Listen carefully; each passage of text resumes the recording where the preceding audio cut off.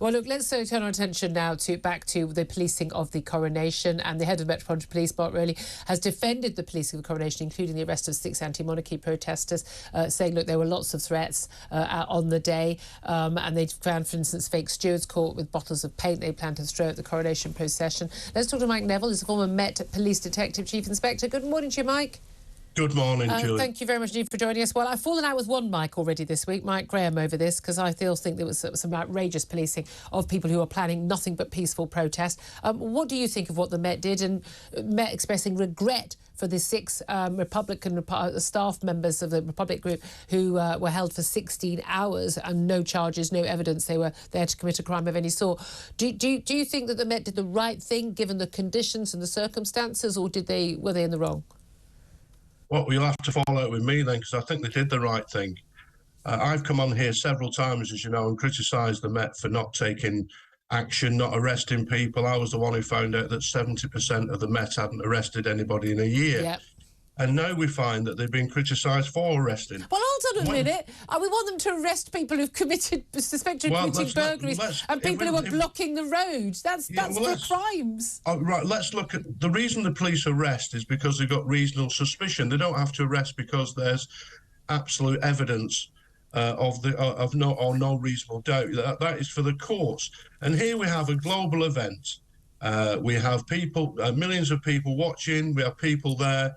There's this threat of these rape alarms. If they'd have gone off and the horses have stampeded and killed people or seriously injured people... Absolutely. That was the threat from eco-activists. That wasn't a threat from Republic. Republic had been in conversations with the police for 4 months. They had agreed, even on the Friday, they told them how many people there were going to be, what they were going to do. They'd agreed where they would be placed. It had all been agreed with the Silver Commander.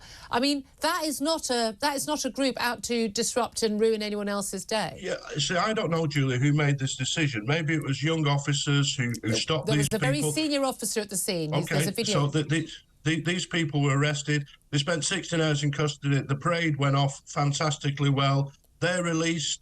There's no right to protest. There's a right to free speech. You know, if you're disruptive, you can be. There is a right to peaceful protest.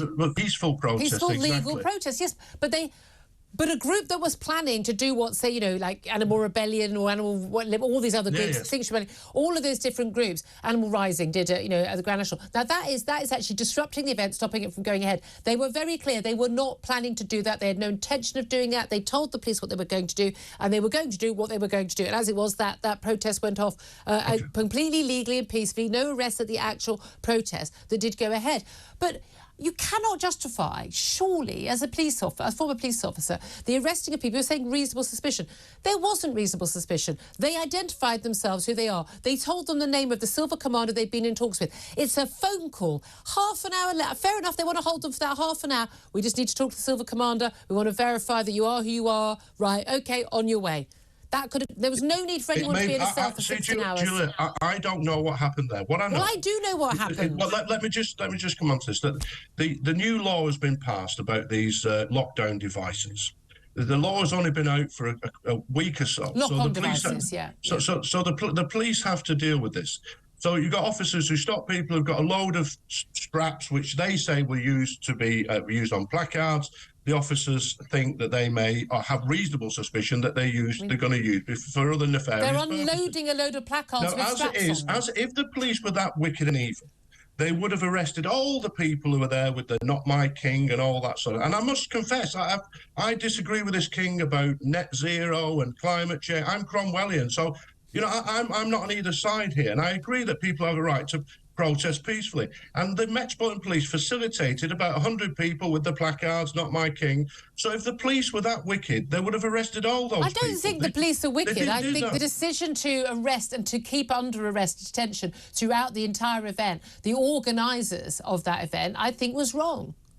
Well, maybe they had a decision to make. But there was no threat. There was no threat, and they could have. A phone call to the Silver Commander would have resolved that in half an hour. And if the Met Police, they had 30 or 40 officers on the scene arresting those 6 Republic staff. If they are not able to contact their Silver Commander and have a conversation about, look, who's had protest? Can you identify this man? Is this the man you've been? Okay? Are we allowed to let him go? Is that fine? If you can't have that level of communication, then God help us all.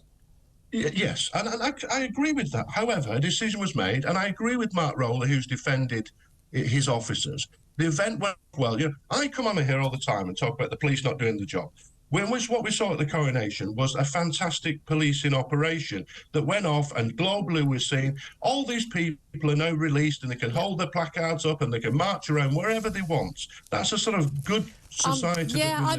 Mike, I mean, genuinely, the rights of people on the day to do it, on the one day that it really made a point for them, where you don't have you don't have to agree with their arguments at all. I just think the idea that we're angry with the police for not arresting people who are blatantly breaking the law in front of us, but then arresting people who are not breaking the law. They've got good evidence straight away that they're not breaking the law. I'm not quite sure that those two things equal each other out. But Mike Neville, always good to talk to you. Happy to disagree or agree with you on any day.